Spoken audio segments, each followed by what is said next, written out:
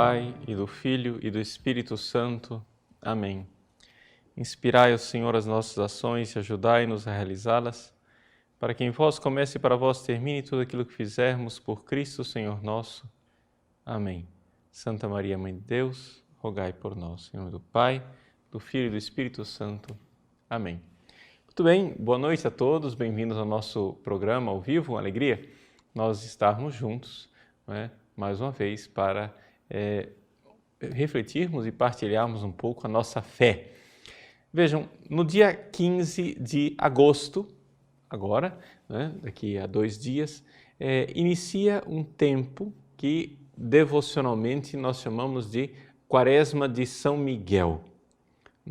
Esse tempo vai até o dia 29 de setembro, que é a festa dos santos arcanjos Miguel, Gabriel e Rafael. Gostaria então de refletir um pouco sobre esta devoção, explicar sua origem e fazermos um pouco algumas reflexões espirituais sobre a realidade angélica, sobre São Miguel Arcanjo, a sua missão. O Papa Francisco recentemente quis inaugurar uma imagem de São Miguel Arcanjo nos jardins do Vaticano e consagrar o Estado, cidade do Vaticano, a São Miguel e a São José. Então, é um tempo favorável para nós refletirmos a respeito deste santo arcanjo.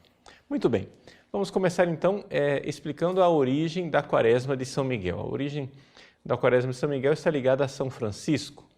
São Francisco de Assis, como vocês sabem, era um homem de muita penitência. Aliás, o próprio franciscanismo, ou seja, o movimento franciscano, ele se explica um pouco nessa categoria da penitência. Ou seja, naquela época, na igreja medieval, havia os monges, havia os padres e havia os leigos em geral. Não havia religiosos de vida apostólica ativa como nós temos hoje. Então, quando São Francisco se converteu, ele entrou, na verdade, num grupo, digamos assim, na ordem dos penitentes.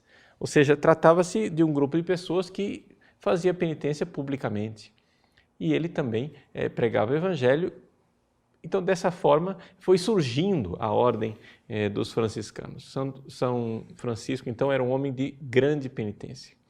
E ele fazia vários períodos de penitência durante o ano.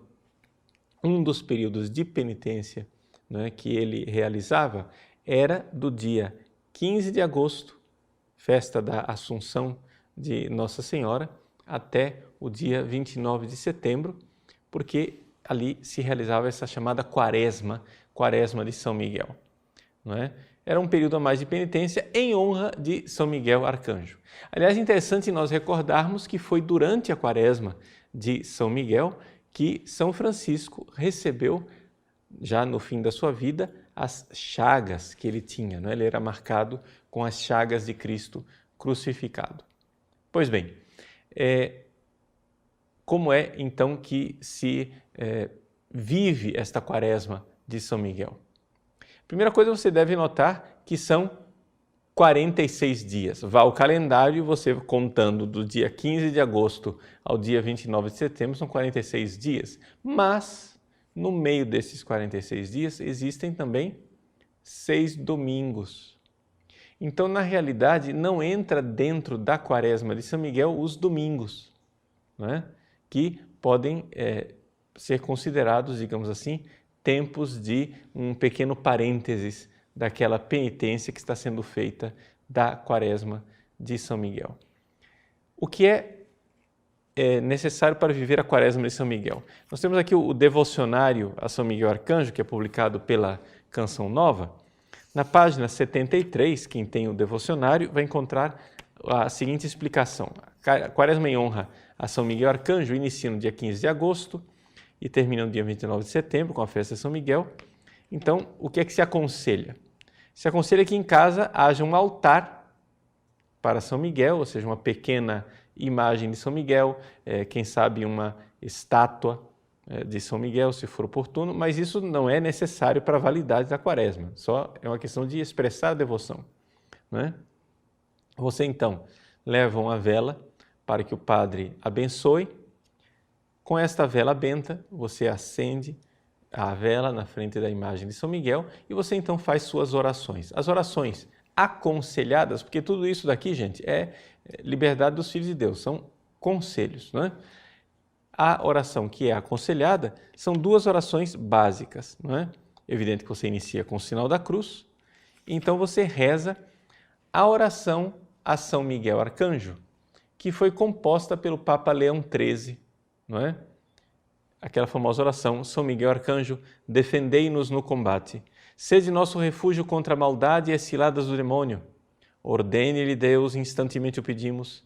E vós, príncipe da milícia celeste, pela virtude divina, precipitai ao inferno Satanás e todos os espíritos malignos que andam pelo mundo para perder as almas. Amém. E aí, se aconselha também fazer a ladainha de São Miguel Arcanjo. A ladainha de São Miguel Arcanjo vocês podem encontrar facilmente na internet o texto dessa ladainha. Existem outras orações também possíveis, não é? Como, por exemplo, o Rosário a São Miguel Arcanjo, que honra os 9 coros das milícias celestes, etc. Então, basicamente, isto é a Quaresma de São Miguel. Bom, expliquei, vamos então aqui devotamente, né, nos dispor a viver esse tempo de penitência. Por que é oportuno viver essa Quaresma de São Miguel? Por várias razões. A primeira delas, porque nós precisamos de penitência. A Quaresma litúrgica já ficou para trás. O próximo período de penitência que nós vamos ter é o Advento, né, que está razoavelmente longe. E nós vamos aí ficando, né, um pouco lerdos na nossa vida de penitência. Então, é um momento interessante, importante, bom, oportuno para você retomar a sua vida de penitência. Segunda coisa, a Quaresma de São Miguel é importante porque ela reaviva em nós, não é, a nossa devoção e o nosso relacionamento com os anjos. Por quê? Porque, de uma forma geral, a devoção e o nosso relacionamento com os anjos é uma coisa esquecida, né? Nós estamos um pouco nos esquecendo do relacionamento com os anjos. Os anjos são uma criação de Deus extraordinária e estão a nosso serviço. Então, para você compreender, não é, quem são os anjos e como é que eles se relacionam conosco, você aqui veja o seguinte. Olhe para a criação material. A criação material ela tem graus, não é verdade? Então você tem os minerais, que são realidade morta, inanimada. Você tem depois os vegetais, você tem os animais e no topo dos animais você tem então os seres humanos, que são, digamos assim, uma realidade de transição. O ser humano está na transição entre o mundo material e o mundo espiritual, porque o homem tem alma. Nós somos corpo e alma. Nós somos mais ou menos uma síntese, poderíamos dizer, quase que do universo criado. Não é? Acontece que entre o homem e Deus existem também outros seres, que são os anjos. Os anjos são seres espirituais que não possuem corpo, mas que estão a serviço de Deus. Eles são muito mais poderosos e muito mais gloriosos do que nós, homens, seres humanos, não é? Mas Deus quis que muitos deles estivessem a nosso serviço. Se você for estudar um pouco, nós temos uma aula sobre isso, não é? No nosso curso de catecismo da Igreja Católica. Então, aqueles que fazem o curso de catecismo e são alunos inscritos, podem aprofundar com relação a essa realidade dos anjos. Existe a hierarquia celeste, né? Os 9 coros dos anjos. Como é que os autores espirituais chegaram a essa distribuição dos 9 coros dos anjos? Bom, por uma realidade muito simples. Alguns deles tiveram realmente revelações divinas. Outros fizeram um raciocínio simplesmente teológico, filosófico. Ao olhar a Bíblia, você encontra lá 9 nomes diferentes para designar os anjos, começando dos serafins, né, os querubins, os tronos e assim por diante, os 9 tipos de anjos que estão na hierarquia celeste. Depois, os autores teólogos começaram a refletir que existem 9 funções diferentes para os anjos e distribuíram, então, essas 9 funções nos 9 coros. As coisas são muito simples, não é? É importante, porém, a gente lembrar o seguinte, que os anjos que estão em contato conosco são aqueles das hierarquias, não é, inferiores. Por quê? Essas hierarquias inferiores é que lidam com o mundo dos homens. Então, dentro desse coro mais inferior estão os anjos, em geral, onde estão os nossos anjos da guarda. Acima deles estão os arcanjos. Algumas pessoas acham que os arcanjos são anjos que estão no topo da hierarquia, mas não é verdade. Eles são, digamos assim, o segundo grau. Ainda tem para cima deles, não é, outros 7 graus mais importantes do que os arcanjos.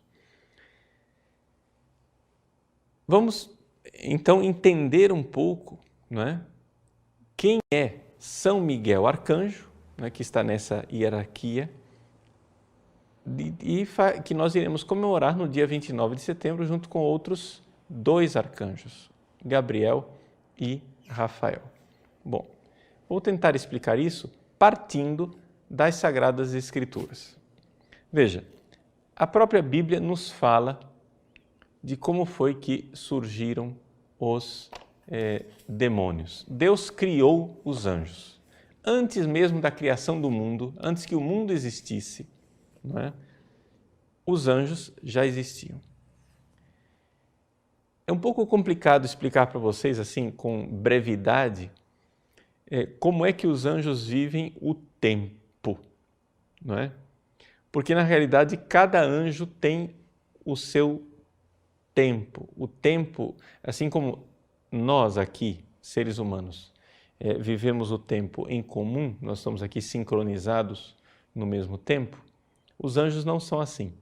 Cada anjo tem, digamos assim, o seu relógio diferente. De tal forma que uma coisa que para um anjo dura 1 segundo, para um outro dura séculos.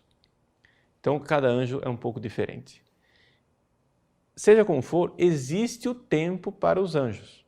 E como é que nós sabemos que existe o tempo para os anjos? Nós sabemos que existe o tempo para os anjos porque eles foram criados todos bons. Mas, conforme a Sagrada Escritura, 1/3 desses anjos decaíram, ou seja, 1/3 das estrelas do céu caíram.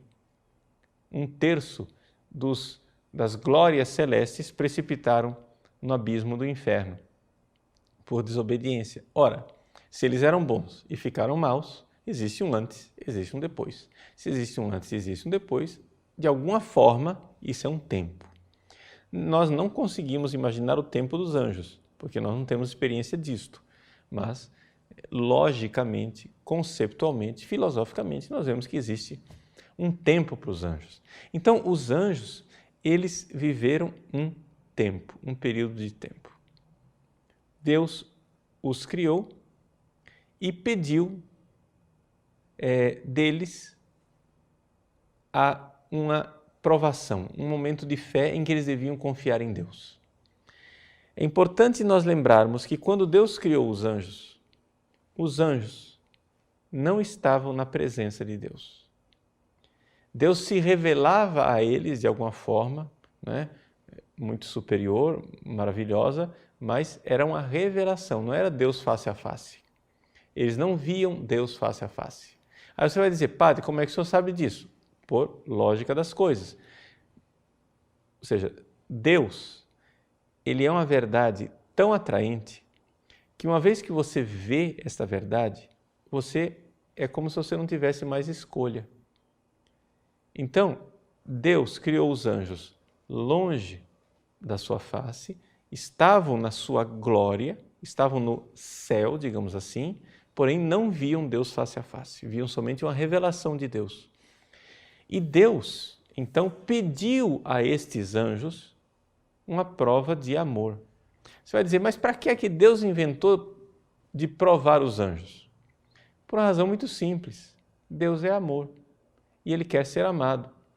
Deus quer filhos amorosos, Ele não quer fantoches, Ele não quer gente sem liberdade. Então é assim que Deus permitiu que os anjos fossem provados para que os anjos aceitassem o amor dele, se submetessem no amor dele e assim o adorassem, mostrassem o seu amor e fossem admitidos ao céu conforme a glória de cada um. Então, vejam, foi assim que foi feita a coisa. Deus criou os anjos são miríades de miríades, ou seja, nós poderíamos dizer tranquilamente que trata-se de pelo menos de alguns trilhões de anjos. Você vai dizer, mas padre, tudo isso? Sim, mas veja, se as partículas materiais são tão abundantes, não é? Se nós olhamos para esse universo material, que é uma coisa tão inferior aos anjos, e o universo é tão vasto, imagine o universo dos anjos, tem que ser muito maior ainda. Então, os anjos são né? Miríades e miríades, trilhões e trilhões de anjos. Bom, estes anjos foram criados e eles foram criados numa hierarquia. Por quê? Porque nem todos tinham a mesma inteligência, nem todos tinham os mesmos dons. Deus não cria as coisas iguais, não é? Então, no topo dessa hierarquia, havia um anjo muito glorioso, inteligente, belo, maravilhoso, chamado Lúcifer, não é? E abaixo dele os outros anjos, conforme a hierarquia dos coros celestes. Muito bem. Deus, então, fez Lúcifer e fez Lúcifer extraordinariamente maravilhoso. Deus realmente, digamos assim, não se poupou. Deus foi muito pródigo, muito generoso com Lúcifer e fez Lúcifer um ser extraordinário de beleza e de inteligência. E então Deus foi e se revelou a estes anjos e pediu a eles algumas provas de amor. Como que nós sabemos quais eram essas provas de amor? Nós sabemos quais são essas provas de amor por várias razões, por tradição, mas também pelo próprio ministério dos exorcistas. Por quê? Porque nós vemos que existem algumas ideias que são insuportáveis para os demônios, não é? Os demônios, eles não têm corpo, então eles sofrem quando nós colocamos diante deles algumas verdades. É a verdade, são ideias, verdades que atingem o demônio e ele sente aquilo insuportável. Então existem algumas verdades que os demônios, contra as quais os demônios se revoltam de forma especial. Então, pela tradição e pela reação dos demônios aos exorcistas, nós podemos ver o seguinte, que Deus criou os anjos e pediu a eles o seguinte, olha só, eu quero de vocês que vocês se submetam ao meu amor e que vocês mostrem que aceitam o meu amor e que estão dispostos a me servir. Então vocês irão me adorar quando o meu filho, a segunda pessoa da Santíssima Trindade, se encarnar num homem. E Deus então mostrou o que viria a ser a humanidade. Os anjos ficaram chocados com aquilo, não é? A ideia foi chocante. Eles, seres luminosos e gloriosos, agora terem que adorar Deus numa criaturinha desprezível como é o ser humano. No entanto, os anjos aceitaram aquilo, alguns já começaram a se revoltar. A segunda ideia que os anjos contra a qual os anjos especialmente se revoltaram. Deus revelou que os seres humanos iriam pecar e que o filho dele iria terminar morrendo na cruz. Pois bem, eles, anjos, deveriam adorar o Cristo crucificado. A ideia tornou-se ainda mais repugnante para muitos desses anjos. E finalmente Deus revelou uma terceira realidade, que eles, os anjos, não seriam das criaturas de Deus a mais gloriosa, mas haveria uma mulher, através da qual o Filho de Deus iria nascer no mundo, que seria a rainha dos anjos, à qual os anjos todos deveriam servir, porque ela estaria acima de todos os anjos. Diante dessas verdades, Lúcifer e os demônios começaram uma batalha no céu. Esta batalha foi uma batalha de ideias.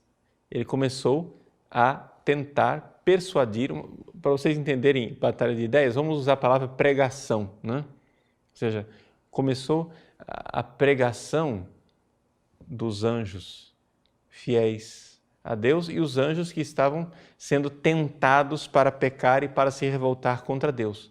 E eles começaram então esta luta lá, uma luta celeste, não é?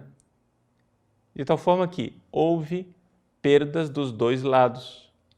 Houve perdas do lado dos anjos bons e perdas do lado dos anjos maus, ou seja, anjos maus se converteram e voltaram para Deus e anjos bons se perderam e foram para o inferno, não é? Essa batalha, não é, está descrita com toda a brevidade de um parágrafo no livro do Apocalipse. Está escrito em Apocalipse capítulo 12, versículo 7. Houve uma batalha no céu. Miguel e os seus anjos tiveram de combater o dragão, e o dragão e seus anjos travaram combate, mas não prevaleceram. E já não houve lugar no céu para eles. E foi então precipitado o grande dragão, a primitiva serpente, chamado Demônio e Satanás, o sedutor do mundo inteiro, foi precipitado na terra e com ele os seus anjos. É um parágrafo. Na verdade, são 3 versículos. E ali está resumida toda essa história dos anjos, que é uma história que nós não sabemos avaliar no tempo, porque é no tempo angélico. Mas é uma longa história, antes da história da humanidade, que nos foi revelada. Pois bem, onde entra São Miguel Arcanjo nesta história? Se você quiser um pouco crescer no conhecimento dessa história, eu sugiro para você a leitura de um livro do padre José Antônio Fortea, aquele mesmo padre que escreveu a Suma Demoníaca, não é? Um livro chamado História do Mundo dos Anjos. Esse livro é publicado pela editora Palavra e Prece e é muito interessante porque o padre Fortea escreveu em forma de romance, por assim dizer, né? Em forma de narrativa, como se um anjo estivesse contando para nós tudo o que aconteceu com os anjos. É uma obra literária que nós não devemos levar ao pé da letra, mas é uma obra literária que tem uma teologia por trás, não é? Então, o padre Fortea, como teólogo, não é, elaborou essa obra literária, narrativa, fácil de se ler e que é muito interessante, não é? É uma leitura muito agradável, o livro é bastante breve, são 140 páginas, então o livro é pequenininho, né? E eu só gostaria de ler para vocês a página 63, em que o padre Fortea explica de forma magistral por que é que São Miguel, que não é o maior dos anjos, é o príncipe da milícia celeste. As pessoas não entendem isso, ou seja, existe uma hierarquia de 9 coros angélicos. E aí, de repente, lá no céu, para lutar contra Satanás, contra Lúcifer, que era o maior de todos os anjos, ou seja, o dragão. Deus escolhe um anjo pequenininho, o arcanjo Miguel. Por que é que Miguel é o príncipe das milícias celestes, né? Ou seja, ele está no penúltimo grau da hierarquia celeste, é como se ele fosse ele não era soldado raso, mas era cabo, digamos assim, né? Ou seja, não era nem sargento, era cabo. Então, por que é que São Miguel Arcanjo foi escolhido? Eu vou ler para vocês porque é muito interessante. Dentre os anjos fiéis a Deus, no meio de todas estas lutas, houve um que se destacou. Não se tratava de um anjo superior, mas o seu amor era superior. Gente, essa frase é de ouro. Isso explica tudo de São Miguel. Ele não era superior, mas o seu amor era superior. Foi ele quem manteve mais viva a chama da fidelidade nos piores momentos da batalha. Quando tudo estava escuro, parecia que a metade dos anjos ia se rebelar. Foi destacado no bem e a sua fé iluminou a muitos. Foi ele quem, no momento mais escuro, na hora mais terrível, no qual as multidões começaram a duvidar, multidões de anjos aqui, nós estamos falando de trilhões de anjos, não é? No meio do inicial silêncio geral, ou seja, só para colocar o contexto para vocês, né? O Padre Forté, ele faz a narrativa de Deus revelando os segredos. Ele vai e revela que Deus vai se encarnar no Verbo, o Verbo vai se encarnar em Jesus. Os anjos ficam chocados. Depois, que ele vai ser crucificado, ficam mais chocados ainda. E que a rainha dos anjos vai ser a Virgem Maria, eles ficam mais chocados ainda. Aí começa a luta geral, tenebrosa, né? E quando Lúcifer finalmente coloca os seus argumentos e todo mundo fica chocado, né?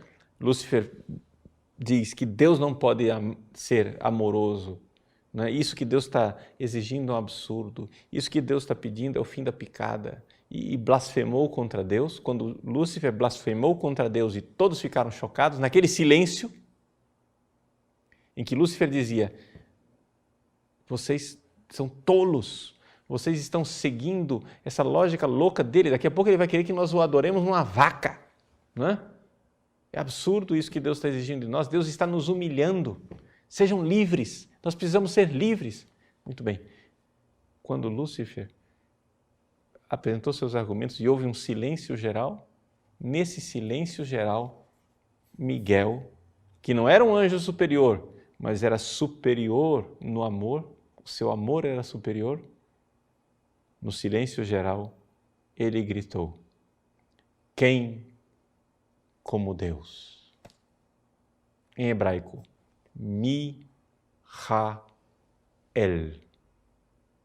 El é Deus, né? Mi é quem, Ha como, quem como Deus. Quem é como Deus? Quis ut Deus, se diz em latim, né? Quem é tão grande como Deus? Quem somos nós para julgar o seu amor? O seu amor pode não entrar na nossa inteligência, pode ser que nós possamos não perceber o seu amor, mas quem somos nós para julgar? É uma palavra de verdade, é uma palavra de humildade, a humildade de São Miguel, né? Então aquela espada de São Miguel é a espada da verdade que cravou no coração de Lúcifer, mas é também a espada da humildade de quem se coloca no seu lugar e adora Deus. O Padre Fortea continua: foi assim que ficou o seu nome, Micael, Miguel, o lutador infatigável e invencível. Miguel continuava a se destacar como guerreiro. A luz do seu veemente amor iluminou a muitos anjos que estavam confusos. O seu amor arrebatador derrubou a muitos que lutavam em favor do erro. Inclusive, aqueles que combatiam com Lúcifer reconheciam que nenhum dardo envenenado com suas razões podia penetrar a couraça de sua fé inquebrantável. Ou seja, a gente faz a imagem de São Miguel Arcanjo com a couraça da fé. Ou seja, ele crê no amor de Deus e nenhuma tentação demoníaca, nenhuma palavra mentirosa do demônio penetra nessa couraça. No meio da dúvida, ele foi imbatível. Ele é representado com uma couraça, mas ele não portava nenhuma couraça material. Tratava-se de uma couraça espiritual impenetrável às seduções lançadas pelos iníquos. A única arma dele era a espada da fé, a espada da verdade sobre Deus. Aqui vem outra dessas frases extraordinárias do Padre Fortea. Olha que beleza. Miguel conhecia melhor a Deus que os inteligentes, porque amava mais. Vejam que coisa. Lúcifer era muito mais inteligente do que Miguel. Mas Miguel conhecia muito mais a Deus, porque amava mais. O amor que nos faz conhecer Deus. Vejam que coisa linda. Que coisa extraordinária. O amor é que nos faz conhecer. Se você quer conhecer uma pessoa, você precisa amá-la primeiro. Se você quer conhecer Deus, você precisa amá-lo primeiro. Então, se você tem momentos de dúvida de fé, meu filho, deixa eu dizer para você com toda clareza. Não fique querendo que Deus prove para você que Ele é amor para depois crer nele. Não. Ame, adore, se humilhe diante dele com um amor imenso e então você o conhecerá e terá uma fé inquebrantável. O amor nos dá o conhecimento, não é? Então, veja, olhe para a cruz de Cristo e adore o amor que salvou você. Foi por você que Ele amou. Foi por você. Olhe para aquela cruz e creia que aquilo é amor por você. Que Jesus, naquela hora, pensava em você. Não pensava na humanidade de forma genérica, não. Por quê? Porque, embora Ele fosse humano, Ele é Deus que se fez homem.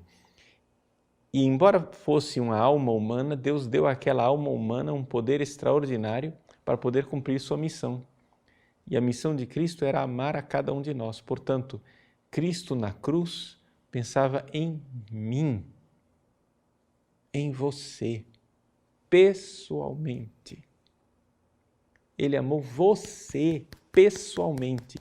Você com sua história, com seu nome, com seus pecados, com suas misérias. Ele olhou para a minha história de vida. Eu, Padre Paulo Ricardo, traidor, sem vergonha, pecador, miserável. Ele olhou para mim e me amou pessoalmente. Na cruz. Ame de volta. Creia neste amor e ame de volta. Ame de volta e você conhecerá a Deus, muito mais do que tudo. Se você ousadamente amar de volta este amor, você o conhecerá e tudo então começará a ter uma lógica, tudo então começará a ter sentido. Você poderá ter a fé inquebrantável de Miguel, você poderá usar a palavra da verdade, a humilde palavra da verdade, para rebater as ciladas e as misérias e as mentiras do inimigo. Miguel conhecia melhor a Deus que os inteligentes, mais do que os inteligentes, porque ele amava mais.